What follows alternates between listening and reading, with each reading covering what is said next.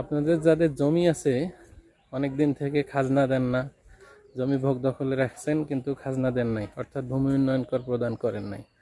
আপনি জানেন কি যে এই ভূমি উন্নয়ন কর প্রদান না করলে আপনার বিরুদ্ধে রেন্ট সার্টিফিকেট মামলা দায়ের করা হবে। অর্থাৎ সরকারি পাওনা আদায় আইন 1913 পিডিআর অ্যাক্ট 1913 অনুযায়ী আপনার বিরুদ্ধে রেন্ট সার্টিফিকেট মামলা দায়ের করা হবে। আর রেন্ট সার্টিফিকেট মামলা যদি দায়ের করা হয় তাহলে আপনার এই জমিটা নিলামও হইতে পারে অথবা আপনার জেল জরিমানাও হইতে পারে।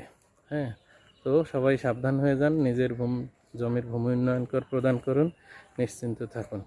এই যে আজকে আমরা এই রেন্ট সার্টিফিকেটের একজন খাতকের বাড়িতে আসছি, যে তার বিরুদ্ধে অনেক দিন থেকে এই মামলা আছে।